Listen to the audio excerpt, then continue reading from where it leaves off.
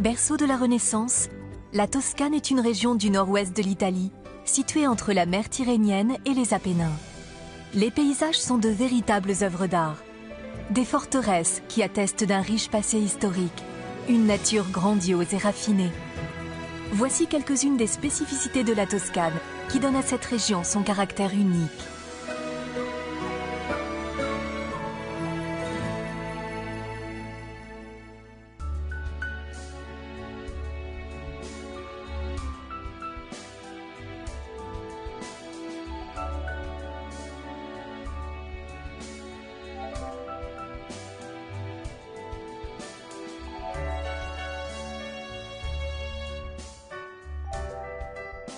En dépit de leur nom, les Alpes apuanes font partie des Apennins. Des premières, elles ont la forme pointue et acérée. Des secondes, elles ont la latitude et le climat plus doux.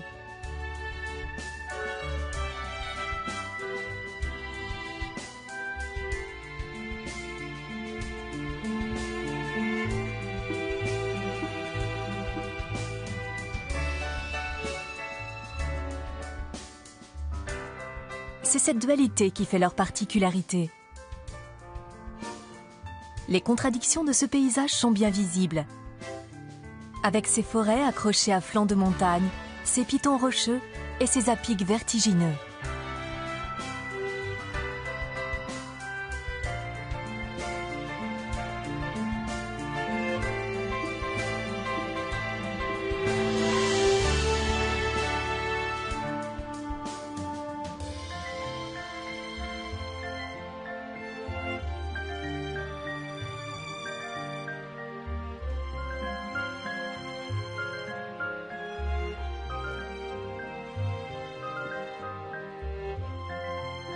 La roche semble faite de glace cristallisée au cours des millénaires.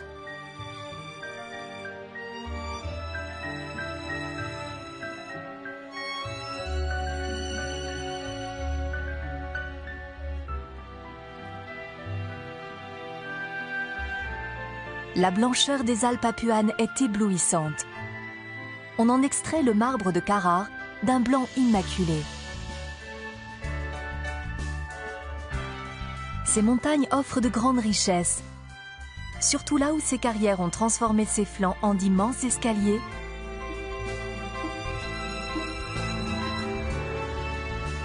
en de véritables pyramides modernes à la disposition de l'homme.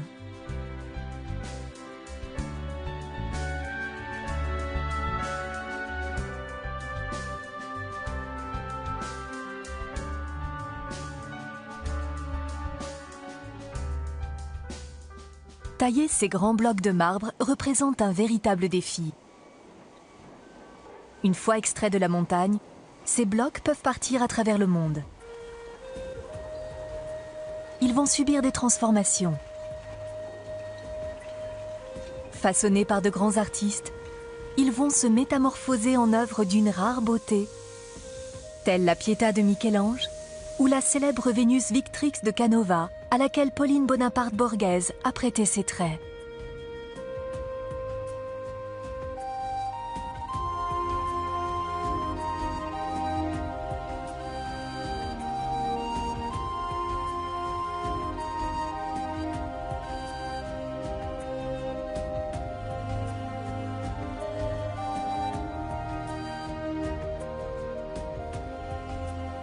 Nichée entre les sommets et la mer, se trouve la ville qui doit au marbre sa beauté et sa renommée.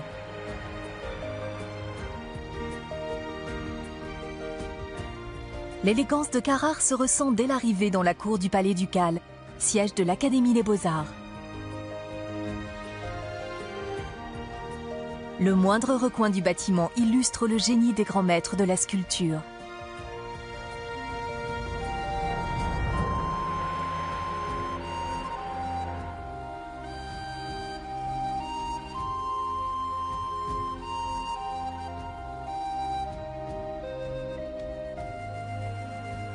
Michel-Ange venait en personne depuis Florence pour choisir les blocs de marbre qu'il voulait sculpter.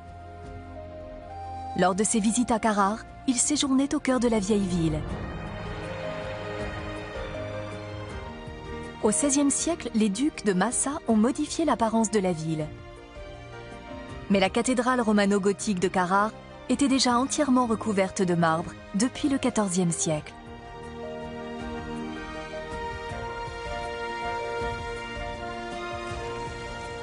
Le centre historique constitue un véritable musée à la gloire de la sculpture.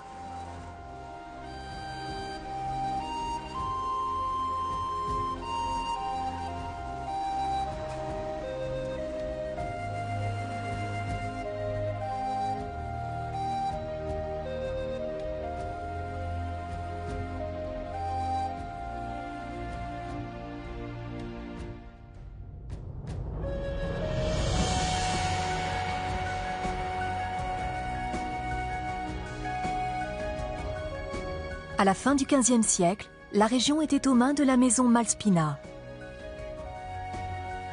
Mais les luttes pour le pouvoir ont poussé la famille ducale à quitter Carrare pour aller s'installer à Massa, dans un palais construit dans l'enceinte de la forteresse médiévale qui domine la ville.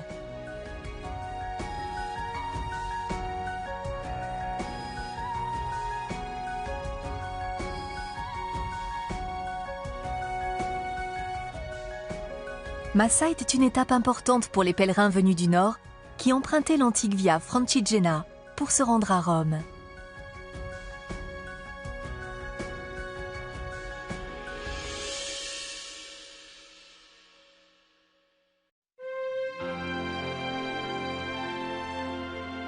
Aujourd'hui, l'aventure toscane des pèlerins en route pour la ville éternelle commence au-delà des cols des Apennins, comme celui de la Cisa.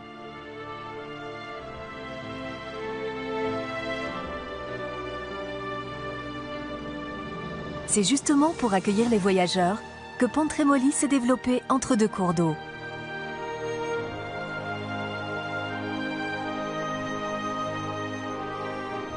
Certains lieux, tels que l'église romane de Sorano, étaient des étapes incontournables.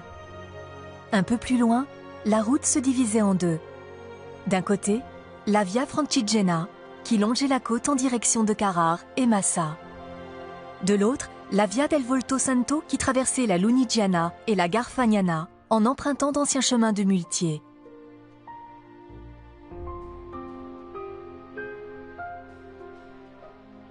La tour ronde du château de Malgrate domine depuis le Moyen Âge le territoire qui était celui de la maison Malaspina.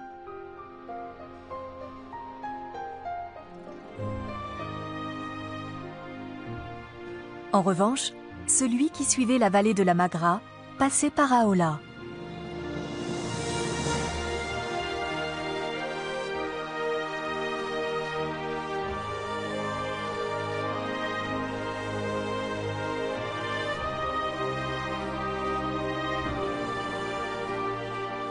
La Via del Volto Santo traverse des lieux où le temps semble s'être arrêté.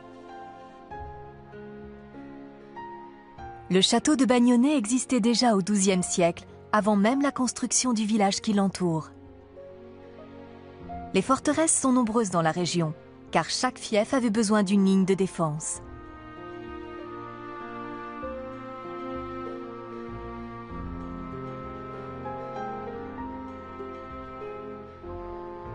Certains de ces ouvrages sont restés isolés, comme le château dell'Aquila.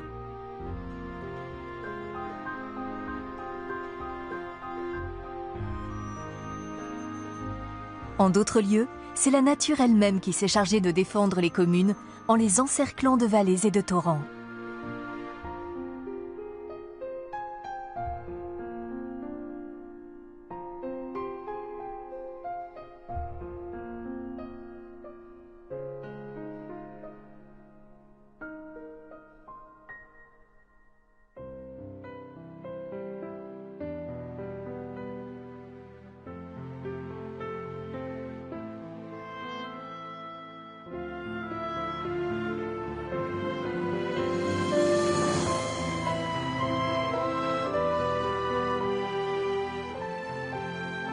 On se croirait dans un paysage sorti d'un conte de fées, peuplé de princes, de chevaliers, de courtisans et de gentes dames.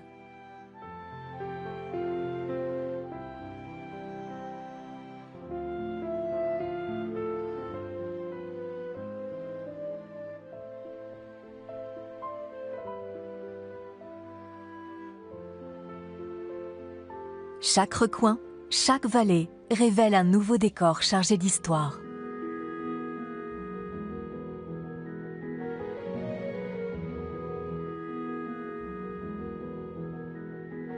À Gorfigliano, une église a été édifiée sur les ruines du vieux château. Son campanile a néanmoins toute la robustesse d'une tour défensive.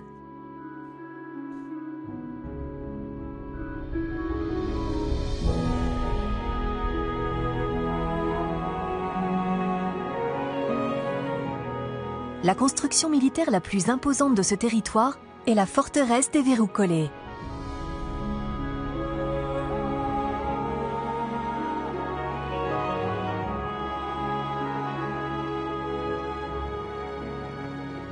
Verruca était le terme étrusque pour indiquer la pointe du sommet escarpé, fait de roches volcaniques. À ses pieds s'étend la Garfagnana. Les Alpes Apuanes dominent cette région, dont le chef-lieu est Castelnuovo.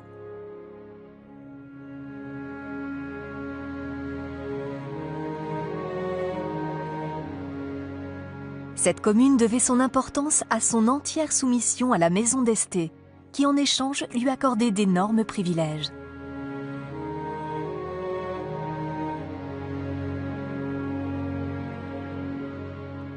La cité voisine de Barga, disputée par les villes de Pise et de Lucque, avait choisi quant à elle de s'allier à Florence.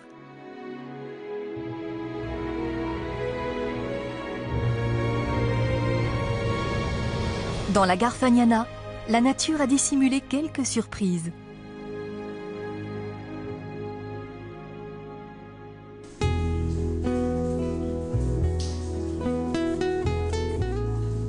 Deux ouvertures situées à des altitudes différentes sont à l'origine des courants d'air qui circulent dans la grotte du vent. Il y règne une température constante de 10,7 degrés centigrades et les tunnels que l'on peut visiter s'étendent sur plus de 4 km.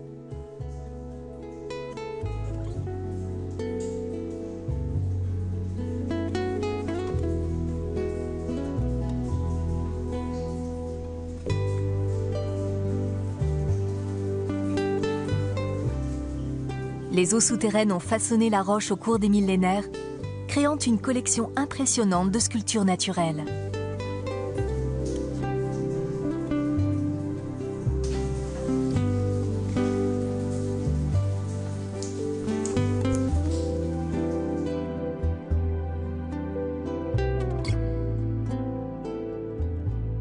Le caractère spectaculaire de la roche de la Garfagnana se manifeste aussi à la lumière du soleil. À la sortie de la grotte du vent se trouve le précipice dans lequel a été creusé l'ermitage de Calomini.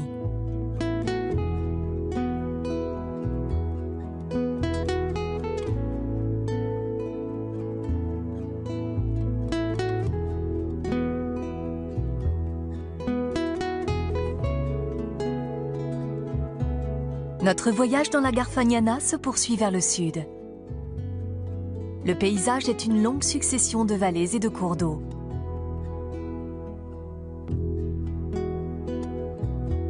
Le Serchio baigne la station thermale de Bagni di Lucca et nous entraîne jusqu'au chef-lieu de la province de Lucque. En cours de route, il permet d'admirer le pont de la Madeleine construit au XIe siècle et remanié au XIVe. Un exemple intéressant de l'ingénierie médiévale.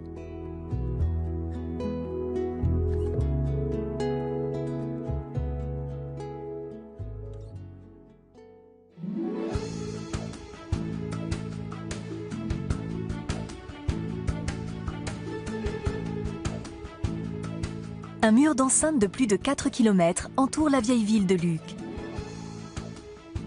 6 portes et 10 bastions en pointe ont délimité la zone jusqu'à la fin du XVIe siècle. Le périmètre de la ville a ensuite été agrandi au-delà de la cité médiévale.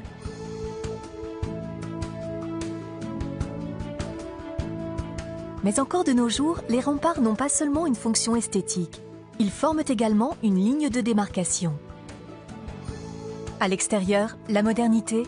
À l'intérieur, la face historique de Lucque, avec ses tours et ses campaniles, ses places et son tracé d'un autre temps. La place a été construite sur les ruines d'un amphithéâtre romain. Les bâtiments datent du Moyen Âge et longent le mur extérieur de l'arène romaine.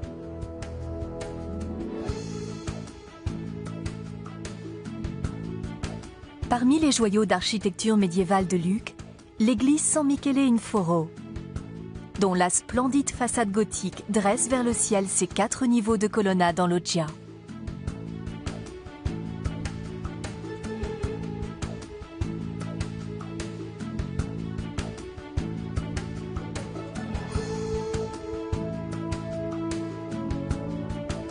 Lucques est un concentré d'histoire et de beauté au sein d'un territoire très riche.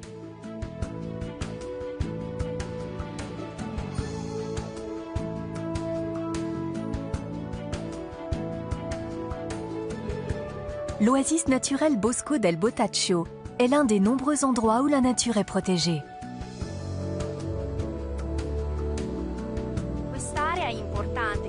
Cette zone primordiale est protégée par l'association WWF depuis 1992, parce qu'elle est entièrement submergée par un petit cours d'eau. Elle porte le nom de Botaccio, qui signifie zone d'expansion de crue.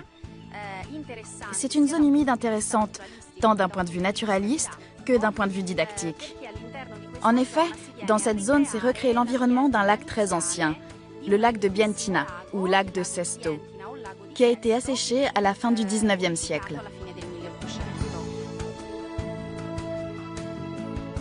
Si l'homme protège la nature, il éprouve aussi parfois l'envie de la recréer artificiellement. Chaque jour, un millier de papillons originaires de toute la planète vole, se nourrit et se reproduit dans les jardins exotiques de la Collodi Butterfly House.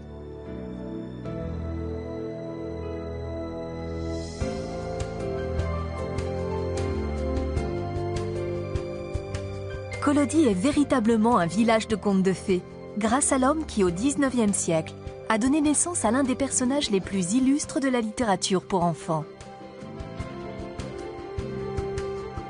Carlo Lorenzini a passé son enfance dans ce village, et c'est sous le pseudonyme de Carlo Collodi qu'il a signé les aventures de Pinocchio.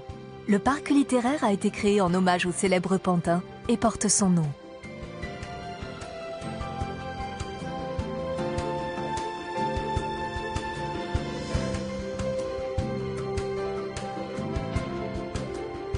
Pinocchio est à Collodi, ce que les thermes sont à Montecatini.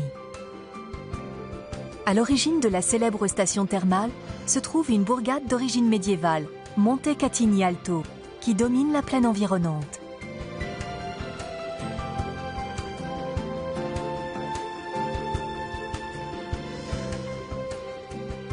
Cette région autrefois marécageuse a acquis sa renommée grâce à ses eaux aux propriétés salutaires qui ont attiré les familles aristocrates.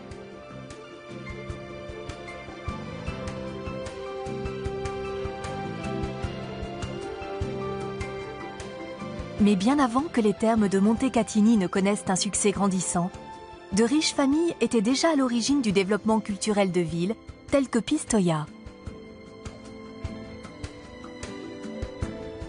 À mi-chemin entre Lucques et Florence, cette cité a réuni tous ses joyaux d'architecture sur la Piazza del Duomo. Sur cette place, les symboles des pouvoirs civils et religieux se sont partagé l'espace jusqu'à la fin du Moyen Âge. Le baptistère octogonal voisine avec le palais du Podesta et le campanile de la cathédrale qui domine la place de ses 67 mètres. Énième exemple d'une Toscane débordante de splendeurs artistiques.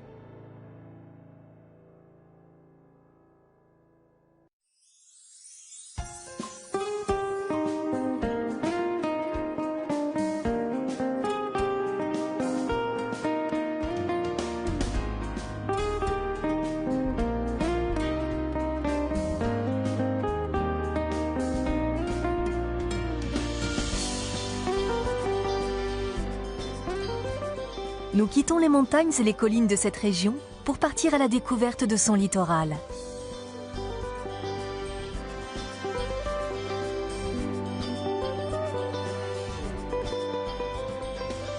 Pietrasanta a bénéficié de sa proximité avec Carrare comme en atteste la façade de marbre blanc de sa cathédrale.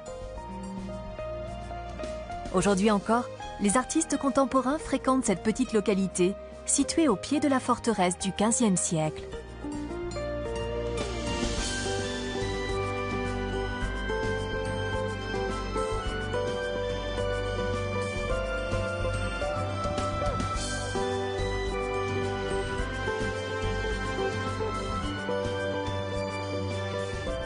L'atmosphère se charge peu à peu de l'odeur des embruns et de l'ambiance estivale et mondaine qui caractérise les localités de la Versilia.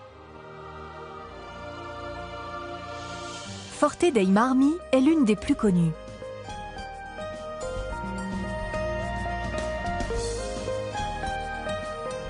Elle doit son nom aux anciennes jetées qui servaient à embarquer les blocs de marbre extraits des carrières.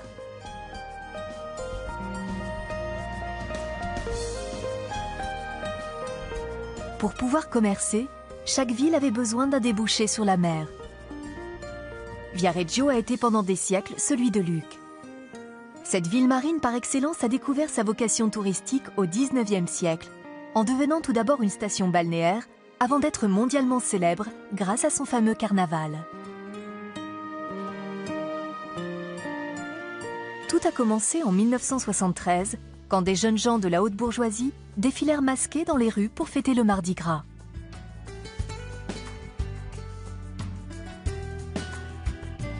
Aujourd'hui, la citadelle du Carnaval possède son laboratoire et ses hangars, où il est possible d'observer les immenses chars qui participent à cet événement. Des festivités qui associent créativité et artisanat. Mais tout commence avec du carton-pâte.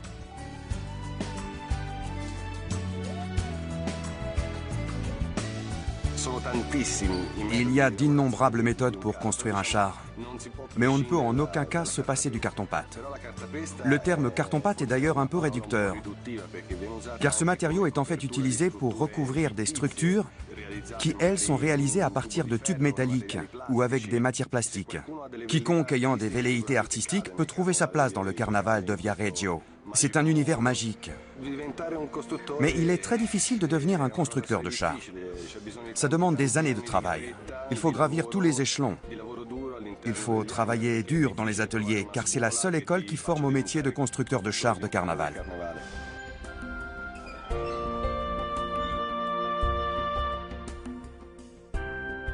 Le musée du carnaval révèle aux visiteurs un peu de la magie du carnaval au travers de sa longue histoire. Il révèle aussi ce qui se cache sous le carton-pâte.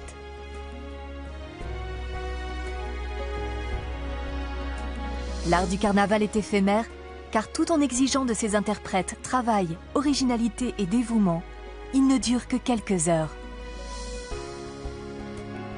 Et dans ce temps restreint, la force du carnaval est de réussir à transmettre une merveilleuse énergie, où l'ironie et l'allégorie sont omniprésentes. Viareggio doit relever ce défi chaque année.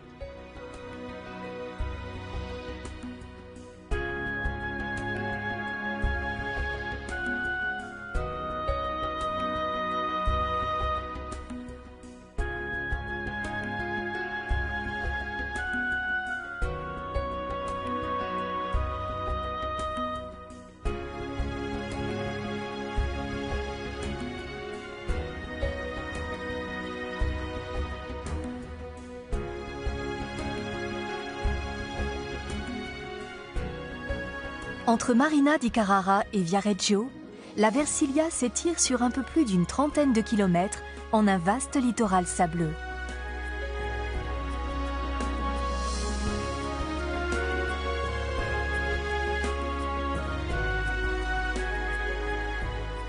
C'est cette côte qui a vu naître les premières stations balnéaires italiennes.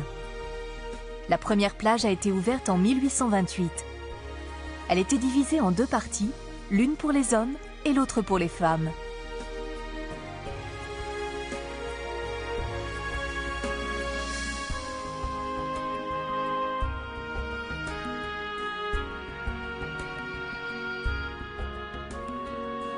La Versilia est la face maritime du sud de la Toscane.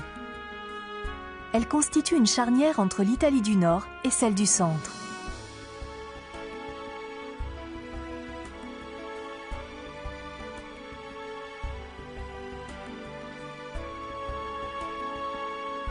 La senteur de ces pinèdes est si caractéristique que l'on peut la reconnaître les yeux fermés. Et quand on les ouvre, c'est la splendeur d'un coucher de soleil qui s'offre à vous. L'eau se teinte de rose et le regard se porte au loin vers l'ouest. Vers le couchant sombrant dans les flots.